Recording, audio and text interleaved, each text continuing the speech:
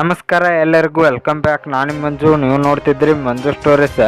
Friends, ನಮ್ಮ Bengaluru Bulls ತಂಡ pro kabaddi season 11ರಲ್ಲಿ ತನ್ನ ಮೊಟ್ಟ ಮೊದಲನೇ ಪಂದ್ಯವನ್ನು ತೆಲುಗು ಟೈಟನ್ ತಂಡದ ವಿರುದ್ಧ ಆಡ್ತಾ ಇದೆ. ಈಗಾಗಲೇ ನಮ್ಮ ಬೆಂಗಳೂರು ಬುಲ್ಸ್ ತಂಡ ಪ್ಲೇಯಿಂಗ್ 11ಅನ್ನು ಕೂಡ ಅನೌನ್ಸ್ ಮಾಡಿದೆ. ಈಗ ಆ ಪ್ಲೇಯಿಂಗ್ 11ನಲ್ಲಿ ಒಂದು ದೊಡ್ಡ ಬದಲಾವಣೆ ಆಗಲಿದೆ ಅಂತ ಹೇಳ್ಬೋದು. ಈ ಬದಲಾವಣೆ ಏನು ಅಂತ ನಾನು ನಿಮಗೆ ಈ ವಿಡಿಯೋದಲ್ಲಿ ತಿಳಿಸ್ಕೊಡ್ತೇನೆ.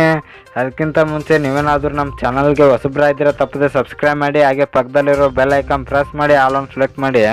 ಯಾಕೆಂದರೆ ನಾನು ಯಾವುದೇ ಕಬಡ್ಡಿ ಮತ್ತು ಕ್ರಿಕೆಟ್ ಬಗ್ಗೆ ವಿಡಿಯೋ ಮಾಡಿದರೆ ನಿಮಗೆ ತಕ್ಷಣ ನೋಟಿಫಿಕೇಶನ್ ಬರುತ್ತೆ. ಆವಾಗ ನೀವು ವಿಡಿಯೋನ ಮೊದಲಿಗರಾಗಿ ನೋಡ್ಬೋದು. ಸಬ್ಸ್ಕ್ರೈಬ್ ಅನ್ನೋದು ಸಂಪೂರ್ಣ ಉಚಿತ. ವಿಡಿಯೋ ಕೆಳಗೆ ಬ್ಲ್ಯಾಕ್ ಟನ್ ಇದೆ, ಮಾಡ್ಕೊಳ್ಳಿ. ಏನೋ ಥರ ಮಾಡಿದೆ ವಿಡಿಯೋ ಶುರು ಮಾಡೋಣ ಬನ್ನಿ. ಹೌದು ಫ್ರೆಂಡ್ಸ್, ಈ ಬದಲಾವಣೆ ಆಗಲೇಬೇಕು. ಯಾಕೆಂದರೆ ನಮ್ಮ ಬೆಂಗಳೂರು ಬುಲ್ಸ್ ತಂಡದಲ್ಲಿ ಈಗ ರೈಟ್ ಕವರ್ನಲ್ಲಿ ತುಂಬ ವೀಕ್ ಆಗಿ ಕಾಣ್ತಾ ಇದೆ ಅಂತ ಹೇಳ್ಬೋದು.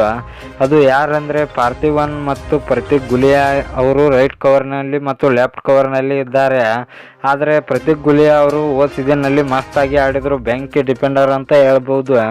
ಆದರೆ ಪಾರ್ಥಿವನ್ ಸ್ವಲ್ಪ ವೀಕ್ ಆಗಿದ್ದಾರೆ. ಇವರ ಜಾಗದಲ್ಲಿ ಈಗ ನಿನ್ನೆ ಬಂದಿರುವ ಸುರೇಂದರ್ ಸಿಂಗ್ ಅವರನ್ನು ಪಿಕ್ ಮಾಡಬೇಕು. ಯಾಕೆಂದರೆ ಸುರೇಂದರ್ ಸಿಂಗ್ ಅವರು ಒಬ್ಬ ಎಕ್ಸ್ಪೀರಿಯನ್ಸ್ ಪ್ಲೇಯರ್. ಅಷ್ಟೇ ಅಲ್ಲದೆ ಹೋದ ಸೀಸನ್ನಲ್ಲಿ ಮುಂಬೈ ಇಂಡಿಯನ್ಸ್ ತಂಡದ ಕ್ಯಾಪ್ಟನ್ಸ್ ಕೂಡ ಯುಂಬಾ ತಂಡದ ಕ್ಯಾಪ್ಟನ್ಸ್ ಕೂಡ ಆಗಿದ್ದರು.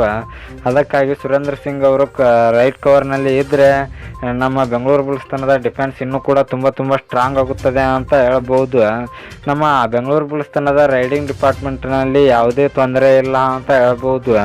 ಇನ್ನು ಫ್ರೆಂಡ್ಸ್, ನಿಮ್ಮ ಪ್ರಕಾರ ನಮ್ಮ ಬೆಂಗಳೂರು ಬುಲ್ಸ್ ತಂಡ ತೆಲುಗು ಟೈಟನ್ ತಂಡದ ವಿರುದ್ಧ ಗೆಲ್ಲುತ್ತಾ ಇಲ್ಲ ಅಂತ ಕಮೆಂಟ್ ಬಾಕ್ಸಲ್ಲಿ ಕಮೆಂಟ್ ಮಾಡೋದ್ರ ಮೂಲಕ ತಿಳಿಸ್ಕೊಡಿ. ಇನ್ನು ನಿಮಗೆ ಇದೇ ರೀತಿ ನಮ್ಮ ಬೆಂಗಳೂರು ಬುಲ್ಸ್ ಬಗ್ಗೆ ಅಪ್ಡೇಟ್ಸ್ ಬೇಕಾದರೆ ನಮ್ಮ ಚಾನಲ್ ಲೈಕ್ ಮಾಡಿ, ಶೇರ್ ಮಾಡಿ, ಸಬ್ಸ್ಕ್ರೈಬ್ ಮಾಡಿ. ನಮಸ್ಕಾರ ಫ್ರೆಂಡ್ಸ್.